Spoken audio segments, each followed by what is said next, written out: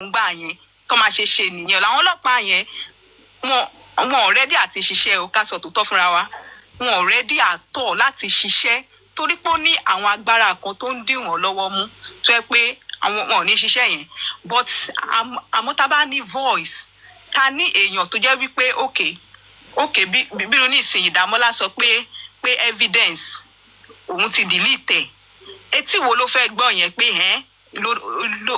lo delete evidence but tá a bá sọ síta gbogbo àgbáyé pátápátá náà máa gbọ́ pé evidence ikú tó pa Mohbad wọ́n sọ pé ti delete dànù so pẹ̀lú yẹn gan so many people gan wọ́n lè protest bẹ́ẹ̀ yẹn wọ́n máa dìde wọ́n máa protest gbogbo wa máa ṣe kan tó yẹ ká ṣe so ẹ jọ̀ọ́ kan tí mi fẹ́ sọ nìyẹn o.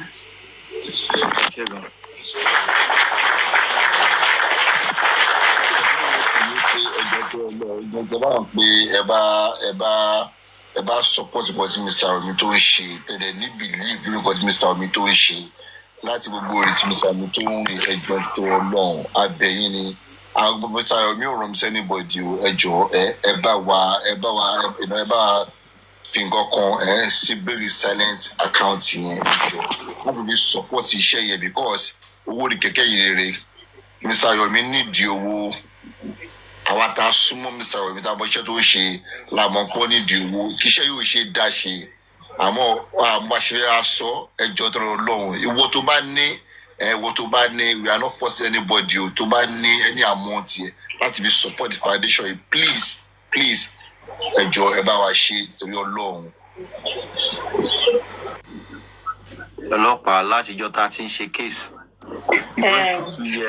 Umbrella tí nǹkan àǹtí ẹ̀ ti bọ́lẹ̀ ó ní pé kí Mr. Yomi àti VDM kọjọ ṣiṣẹ́ pọ̀ ṣé ẹ̀yin rò bí àwọn bàbá tí wọ́n máa aláwọ̀ Mr. Yomi àti Yomi kọjọ ṣiṣẹ́ pọ̀ lórí ọ̀rọ̀ yìí ṣé ẹ̀yin lérò bí àwọn lè ẹ má máa sọ̀rọ̀ madam ẹ má máa sọ̀rọ̀ àwọn pípù wọ̀nyẹn ẹ gbé ọ̀rọ̀ tí wọ́n sẹ́gbẹ̀ẹ́ tá a bá bọ̀ pàfẹ́ àníjọ́ lápẹ̀tọ̀ tó láwọn àwọn ló ń direct bàbá ṣé ẹ̀rọ bàbá ẹ fi bàbá sílẹ̀ ẹ fi bàbá sílẹ̀ ẹ fi bàbá sílẹ̀ ẹ ṣe fẹ́ direct VDM náà fẹ́ direct Yomi so ẹ fi bàbá sílẹ̀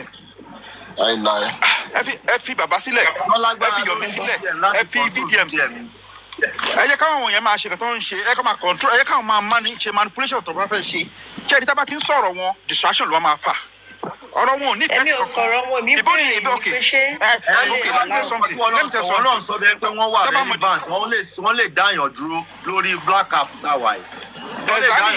exactly náà tó bá àwọn náà dẹ̀ lọ fún ọ ní àwọn wo ní iwájú ta ni láti tó bá rí ní ìjẹta wọn lọ sọ́dọ̀ release ọ̀dọ̀ iris wọ́n béèrè pé kí ni way forward kí ni àwọn lè ṣe ń sìn wọ́n they are confused they don't know what to do ṣé àwọn yẹn ló fẹ́ máa bá ní argument ni tó bá ń bú anybody gan ẹgbàgbé ẹ má kíá ẹ focus. èmi nǹkan tó lè ṣe náà nìkan drag àwọn yẹn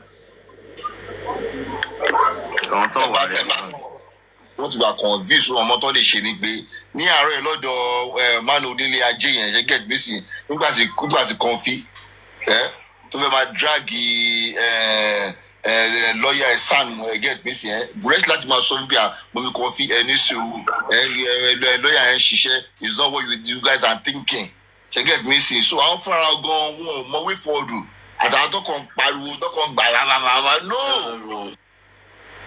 Hello, welcome on board. Hello.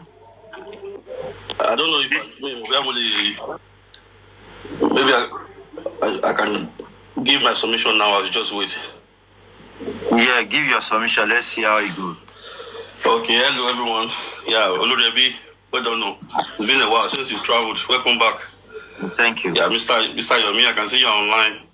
You follow everybody closely. Yeah, justice Henry. Yeah, the reason why I came up today because I want to tell you something. I want to get assimility. But woman to sort of last year, I don't know, maybe the second to the last or the last person.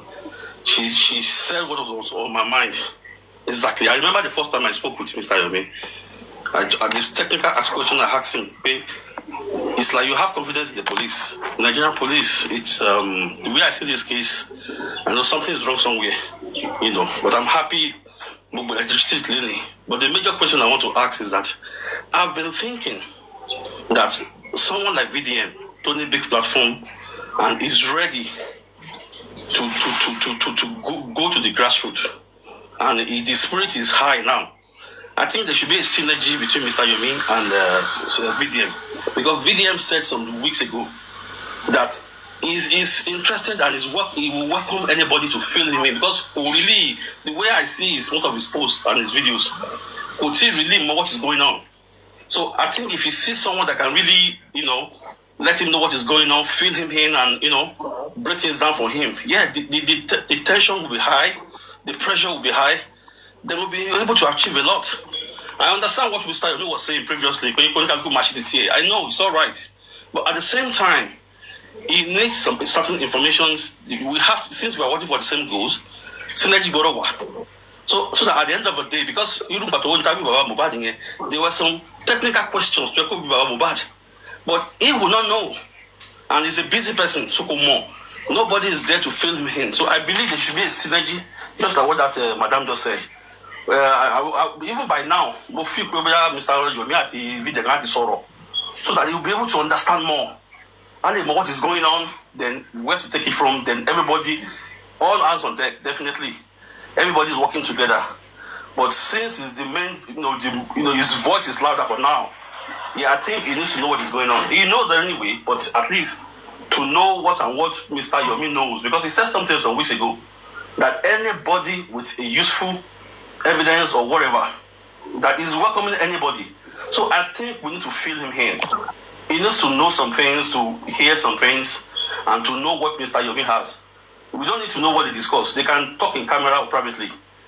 But because of few by now, I so much respect Mr. Yomi and VDM. Their energy and this thing is not second to none.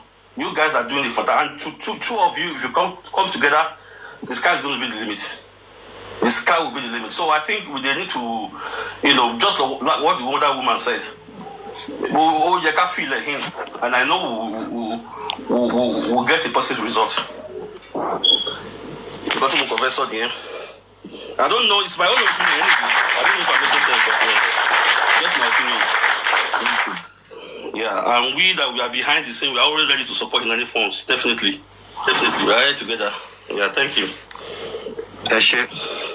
Oh, thank you, Deji. I know. Thank you very much for your summation. That's going to be a very good way forward for us if we can link the two bridges together, so that we'll be able to cross the road, because at this point, that's the direction to live for any headway for now. Otherwise, if she's supporting you back to enough from VDM, she's supporting you back to enough from Yomi, at the end of the day, this justice is my law, because that's the two directions. You pay. I'll get it at the end of the day, or get justice and fending. So I don't know how it's going to actually work. Say I'm link up so that you will be able to explain deeply. I'm going to the evidence so I explain for. Exactly. So that I'll get energy so that's why I avoid the distraction at this moment, this crucial moment. Avoid any distraction. By my boo, you need to say to coin. I let no learn, but I will let no learn so. But if I say, but if I shift here, please, I can't do the lorry. And the company, what share are relevant to be sincere. Look at the justice. I can't do the way forward. And the Tabafema sorrow.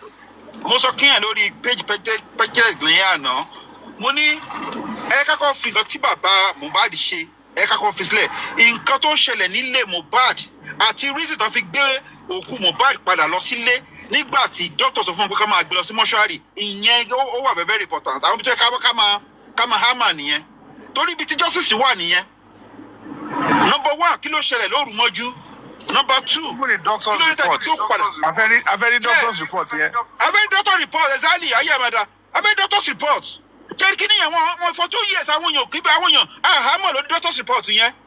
wọ́n lọ́ọ̀yà tó wà ń bẹ̀ lọ́ọ̀yà yẹn ló yẹ kó direct wọn kó guide wọn legally pé ẹ̀yin ọmọ yìí ẹ̀ gbọ́dọ̀ gbókù padà lọ sílẹ̀ ẹgbẹ́ ó ní implication lọ́ọ̀yà yẹn náà ẹ ká mọ̀ lé lórí àwọn ibi tí problem wà àwọn tí ibi tí problem wà tí a focus lé lásìjọ́ ènìyàn wọn kí ló ṣẹlẹ̀ nílé Mohbad lálẹ́jọ́ ẹ̀ mọ́jú nọ́mbà 2 kí lọ́ọ̀yà yẹn gbókù padà lọ sílẹ̀ gbàtí dọ́tọ̀ ní kẹlẹ́ gbé lọ sí mọ́ṣárì nọ́mbà 3 kí ni lọ́ọ̀yà yẹn ṣe ń bẹ̀ tí ò lè guide wọn tí ò lè sọ di legal implication kan táwọn ọmọ yẹn ń ṣe.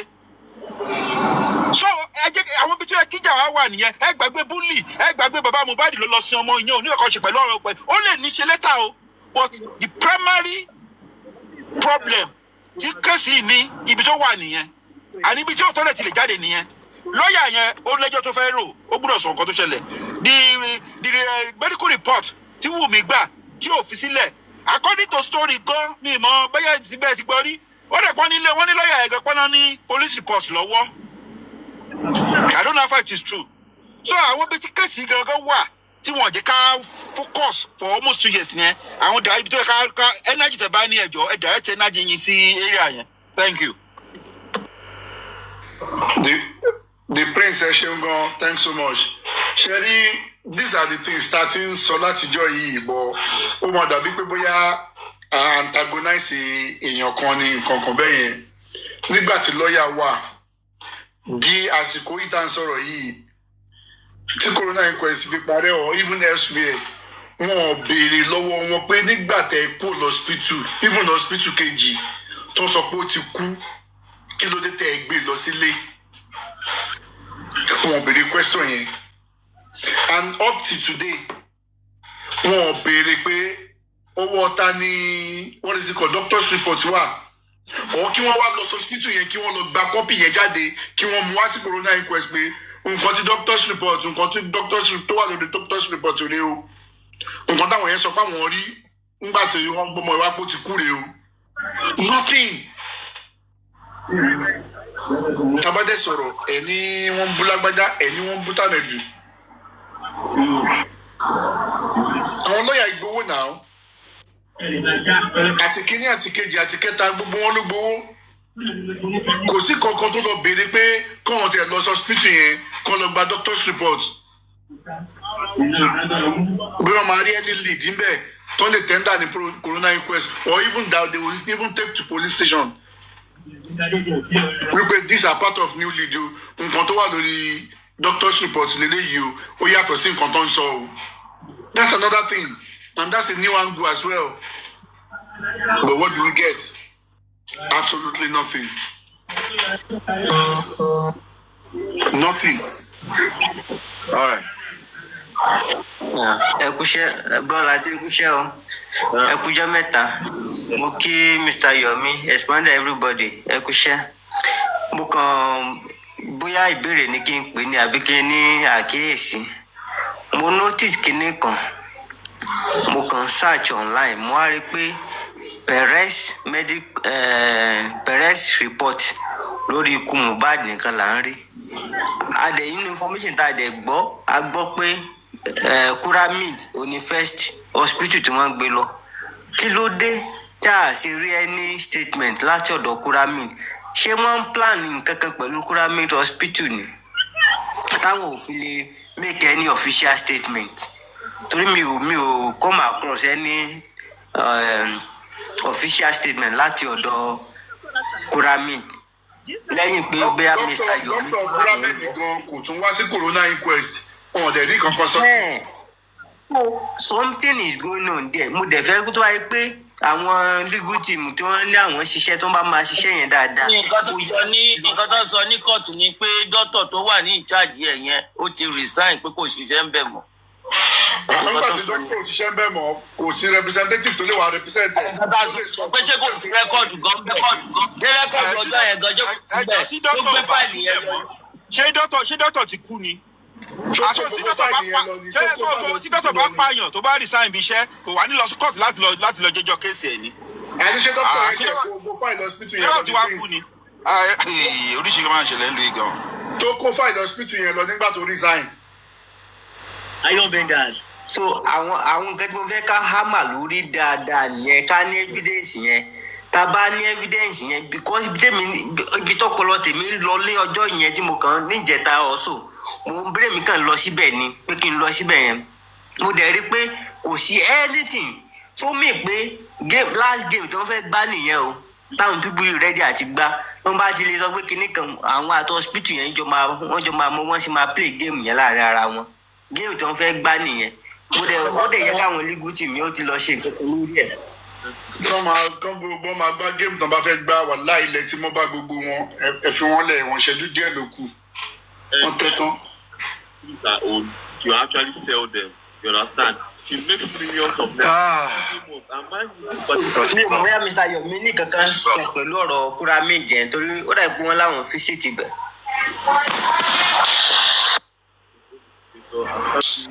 mo fi ṣàlàyé dáadáa severally and I've told you mo ti fún yín report mi tí mo bá bọ̀ bẹ̀ until tó bá mú ẹni tó pa Mohbad materials tó wà lọ́wọ́ mi máa tó lè mú jáde they attended to me officially and they gave me official reports ẹni tó fún ní doctor's report wọ́n sọ fún mi so whatever it is when we get to that bridge we're going to cross it but I just know for sure you get to me that one thing or the other, compromise or conspiracy is not some between shele. But when a serious case comes up, a hospital so I go with your sentiment that there is a possibility of iron because when talk on this audio. While hospital yẹn orí Mohbad tó wọlé hospital yẹn lọ ti gún Mohbad lábẹ́rẹ́ tó rush jáde all those things could be funny well jẹ́ ká fọkàn balẹ̀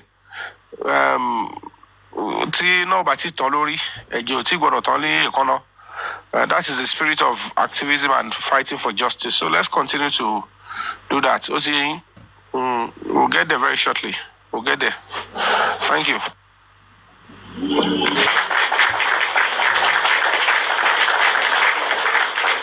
Alókù tó fẹ́ sọ̀rọ̀. Ta ló fẹ́ sọ̀rọ̀ ẹjọ́? Yeah, one thing people don't know is that you see in Nigeria, it's because our people yet were using activism. I remember I was talking to a friend in London. The time VDA had problem, Mr. Yomi had issues. They were like, oh, one thing to do. Well, that is the problem you people have. It's because Nigeria, we're not really used to activism. Activism on its own is a calling. And there are some people, they are ready to spend their life when doing this thing. So most of the time, most of our people, when you are doing something, they always believe you are doing because of something. Or something. No. Someone like Mr. Yomi now, if his NGO is buoyant enough, I don't think he's going to be stressing anybody.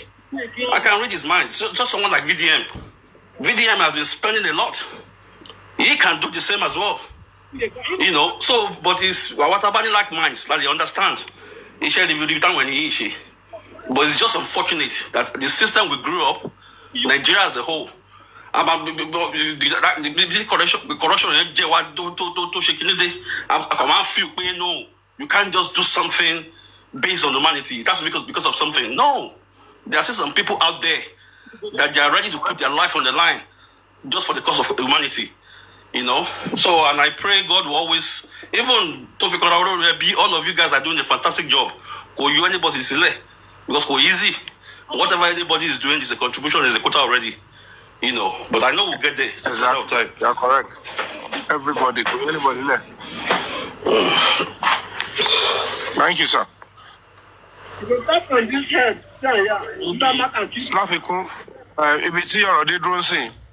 Everything has been narrowed down. We need a strong protest. And we have an advantage of 11th and 12th of September. All over. Peaceful protest is very important now. It will cushion up whatever it is that we want to do or that should be done to bring about justice. It's obvious. There is an order from above. But I don't think the president of Nigeria is part of this whole nonsense. And he will never be. So whoever that is making a mess bóyá ó ní connection ò ní o, bóyá ó wà ń bẹ̀ ni o, bóyá ó wà ní ìjọba ni o. Well, all I know is that person should make a detour, kó jáwọ́ kúrò. Because it's already ordained that Mohbad will get justice. And any attempt by anybody to pervert the way of justice and the will of God, lórí kéèsì, kẹ́ni ẹ̀ mọ̀ pé kò ṣe pé ó fẹ́ kojú ìjà pẹ̀lú Ọlọ́run nìkan àti ilẹ̀ alẹ́mì ó máa kọjú ìjà sí wọn, and ìyẹn máa wà catastrophic. Gbogbo ègún tó yẹ kó wá tó bá sí Mohbad pẹ̀lú pé wọ́n sí pẹ̀lú irọ́ yẹn again tó dá padà sínú ilẹ̀ yẹn. Gbogbo ègún tó yẹ kó lọ tó yẹ kó da wùlú láàmú yẹn, àwọn onítọ̀ yẹn nìkan ló máa dojúkọ àti ìdílé ẹ̀. Tó bá jẹ́ mẹ́ta mẹ́rin ni wọ́n, márùn-ún ni wọ́n, mẹ́fà mẹ́wàá, ìdílé wọn nìkan ló máa dojúkọ. Wọn ò ní kéje because it's absurd. Wọ́n ṣe ká ọ fẹ́ kí ìlú iṣẹ́ ká gba ègún sórí ara wa nígbà tí a bá lọ wú ọmọ 27 years. Lójú àbẹ̀ náà nìyàwó ẹ̀ ti ń sọ aṣọ funfun tó ń sọ àdó, ẹbí ẹ̀ náà tún sọ sí. We have to understand one thing. Àwa nìkan ni family Mohbad lọ́wọ́ yìí. We have to stand as his family and we'll fight to the end. He is the number one person tó ń bẹ̀rẹ̀ fún justice. He is the number one person. Mohbad ni lálákọ̀ọ́kọ́ ẹni àkọ́kọ́ tó ń dúró tó ń forí òun fẹ́ justice. Ló fi jẹ́ pé odidi ọdún méjì wọn ò tí ì sin ọmọ yẹn ó dẹ̀ ń jà. Ẹ bá dẹ̀ dá padà sínú ilẹ̀ Alimi. It is time for the government and everybody to understand pé they would have to pick. Lórí kọ́ mú Aloba family or kọ́ mú the life of innocent Nigerians àti innocent police officers and government officials. Ṣọ́fẹ́ kẹ́mi àwọn yẹn bá lọ for the sake of that family.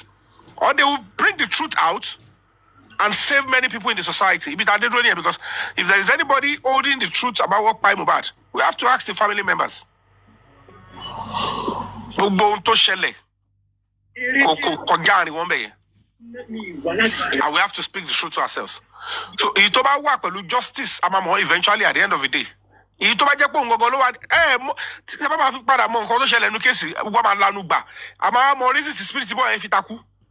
The full truth will come out. Some of them the police know. But part of it they don't know. But when it is time, it is time. It is also require a little sacrifice, perseverance, and unity.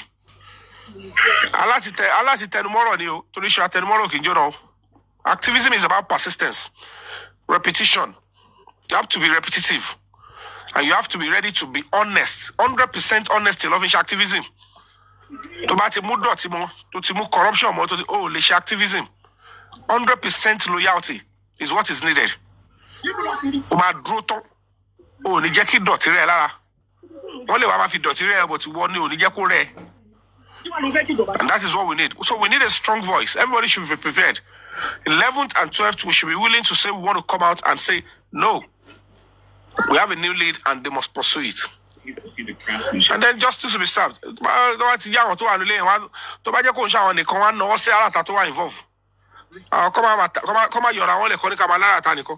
Tó bá rí pé aláta à ń yọ aláta kúrò. Tó bá dẹ̀ public aláta tó ń yọ yẹn wà involve, kọ́ fúnra ẹ̀sùn, kọ́ mú wọlé sí fúnra wọn. Tó bá ti jẹ́ pé àwọn náà wà involve nù ẹ̀. They keep messing around and making it. Ọ̀dẹ̀ lọ́pẹ̀ wá. It was show us evidence that will link any outsider to that case. Catholic tell you. Sorry, I have one question for Expander and Yomi. And I was in one platform yesterday, platform yesterday, we were discussing about way forward, what we can do to support justice for Mohbad, and how we can move this case more forward, And they were discussing about getting a public lawyer and stuff. At this stage, do we still need a public lawyer, or we can just continue the way we are at the moment? So this question goes to Yomi and Expander.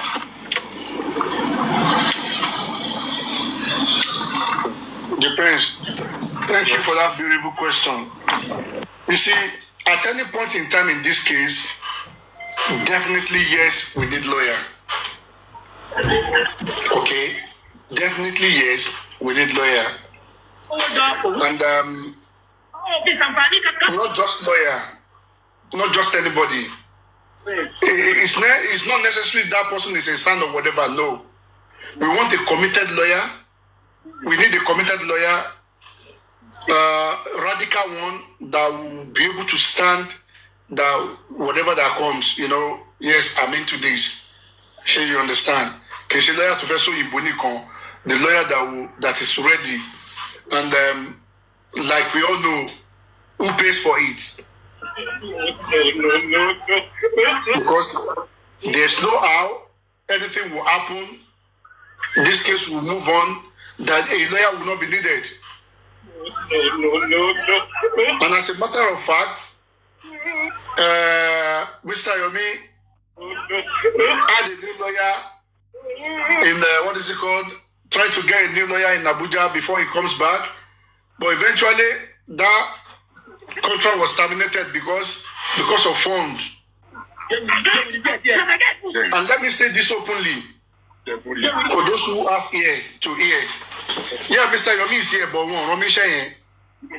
he has said it that when time comes, he will say a lot of things. But the lawyer that I was talking about, that he has to terminate his appointment. How did he get him? When he got the lawyer was the one that went to the FCID whatever in Abuja and established where the case is, and all the stuff. And how did he pay for this lawyer? A bounty for those of us that remember vividly. Mr. Yomi was not even on Papariano's platform. They were talking of Mr. Yomi, and Papariano was like, okay, right now, we want to contribute money for Yomi. The last one he did, or contribute 500K. And the money was given to him. And they even said, this is for Yomi himself, not for Break the Silence Foundation.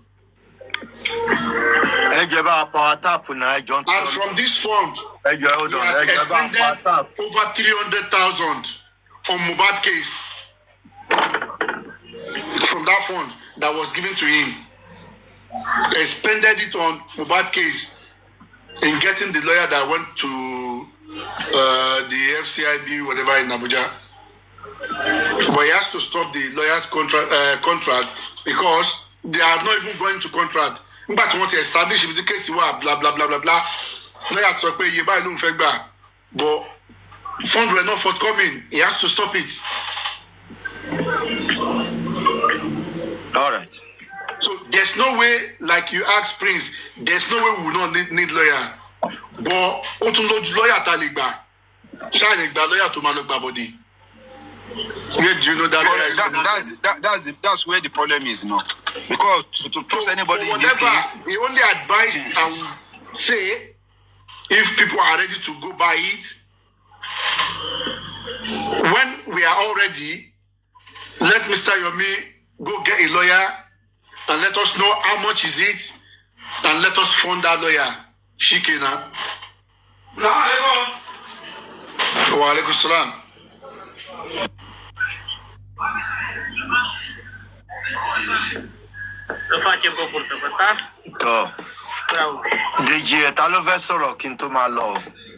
So according to our discussion yesterday, now I believe some people they are ready on other platform that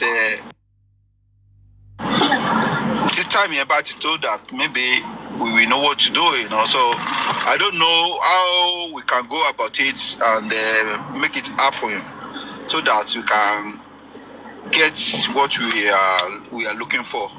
So I believe the expander can champion the campaign, and if you can go to package platform as well, and maybe they develop a package not sorrow below. I want to close more to understand the reason why, the purpose of that lawyer.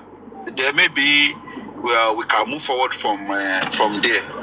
So, and we have been talking about this public lawyer last day one in Latito Baroti. But for the page like public lawyer, public lawyer ló lè ṣiṣẹ́ láti day one tó bá rántí kó fa wo ọ̀rọ̀ yẹn gbà. Bí tó ti bẹ̀rẹ̀ ìjà pẹ̀lú wa ń bí báyìí nìyẹn náà. Ibi ẹ̀kọ́ bẹ̀rẹ̀ ayé ẹ̀ máa dáa. Ẹ̀kọ́ tó ti bẹ̀rẹ̀ wàhálà pẹ̀lú wa nìyẹn pé ibi tó bẹ̀rẹ̀ wàhálà pẹ̀lú wa ń gbà ẹ̀ nìyẹn. so bí láti bẹ̀rẹ̀ lọ́wọ́ pẹ́ so ó gba káyọ̀ láti gba kínní láti gbà yẹn ni o mọ bí táti máa rìn délé nìyí. àti kò lẹ́wù yìí ti pẹ́. àti kò ní lẹ́wù gbogbo owó táwọn wéèsì dànù àti àní kò ní sí. àwọn tó ń campaign against ẹ náà wọ́n mọ ohun tó ń ṣe agent ni wọ́n. so bí láti bẹ̀ tí wàhálà yẹn ti bẹ̀rẹ̀ ńgbà yẹn tó ti bẹ̀rẹ̀ wàhálà yẹn gidi tó ti fa tí gbogbo wàhálà. àwọn tó ń ṣe ògùn so àdéhùn òdìdé ayan tó ń ṣe ìrọ̀fádìyẹ. orí bí láti bẹ̀rẹ̀ ọ̀rọ̀ yìí orí bẹ̀rẹ̀ láti fẹ́ padà sí àdéhùn òdìdé because àwọn kan ti lọ wọ́n ti wò ṣe bí àgbàjáde ńlá sùn tó sọ pé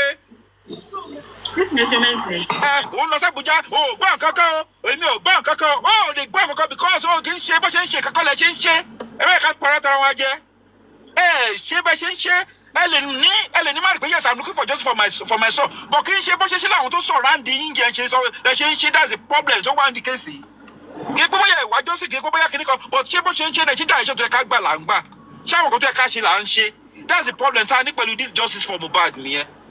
So if you want, if Tabale can padà sójú ọ̀nà, ẹ ká ṣe the right thing. So Expander, maybe you can speak to any platform tó bá lọ, you'll be able to explain and talk to àwọn tó bá ní platform yẹn so that I might understand. Ẹ jọ̀ọ́ ẹ gbàgbé any distraction, ẹ gbàgbé any dragging, ẹ gbàgbé any wrong narrative. Prince, èmi ọ̀nà platform mi lélẹ̀ yìí, àdẹ̀túfọ̀dọ̀ Mr. Yomi, òjú bẹ́ẹ̀ lọ, bọ̀ àmọ́ mọ̀ pé pẹ̀lú ògùn náà ọba àmà débi tá à ń lọ àmà rí justice but ẹni tó bá fẹ́ support nǹkan tá à ń sọ yìí ó support us through Break the Silence Foundation and it will be done but àmà ní result pẹ̀lú gbọ́lọ́ wọ́n ti máa sọ. àmì I believe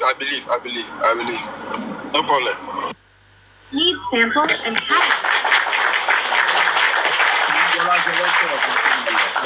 ariwo ọjà tá a wò láti ìbẹ̀rẹ̀ kéèsì ẹ̀ òun ló tún fún wa ní setback lórí ọ̀rọ̀ tí public lawyer yẹn ká nígbà tá a raise voice yẹn gbà yẹn nìyẹn kó tó dé pé bó ti jà ó wá ń bẹ̀rẹ̀ sí máa pariwo don't contribute any money for any bla bla bla bla ká ní a stand lórí ground wa ń gbà yẹn nìyẹn àmọ́ àti gé public lawyer yẹn because nígbà yẹn a ti gbé ní level pé yes àwọn èèyàn ti ṣe kí ni pé mo fẹ́ máa dáwó nígbà yẹn àmọ́ lá ń pé àrò tó ń gbà àwọn ti ń dáwó má dáwó fún ọ ọbẹ̀ kówó jẹ ní kíní òyìnbí kan yẹn káàkiri ṣe pé bóyá a withdraw back lórí ẹ̀ nìyẹn a máa ti kú níbi tá a wà yìí àmọ́ ọlọ́àríwó yẹn dragging left dragging right yẹn yomi this yomi that yẹn òun ló dúdú fa ilé yìí ká máa jọ sọ́gbà yẹn akọ̀bẹ̀ sí channel energy yẹn lọ straight away ni àti ẹ̀ listing tí wọ́n àti àdáfẹ́ òun ló gbọ́n tí mú àkọ́ngbà yẹn wọ́n bó ṣe ọ̀ṣùkọ̀dé ẹ̀ ó sọ ńgbà yẹn bí ká lọ wá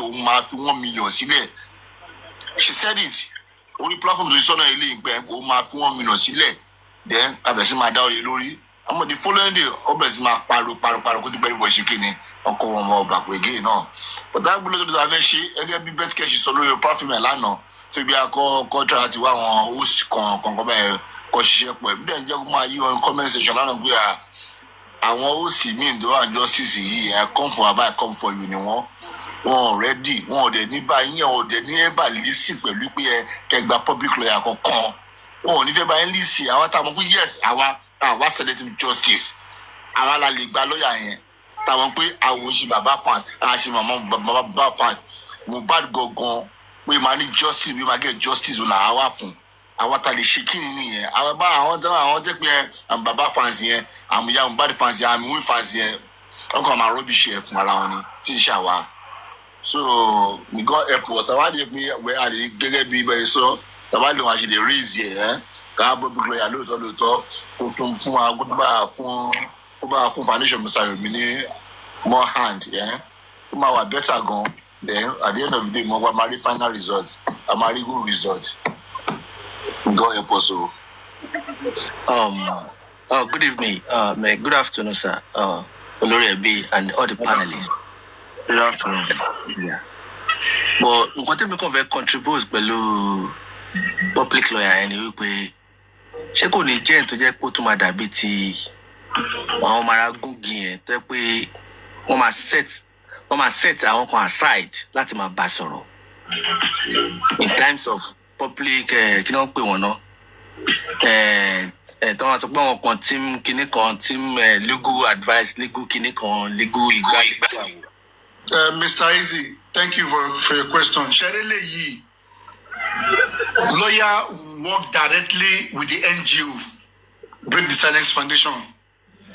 Tí wọ́n bá ní information láti wá give to the public, they will come out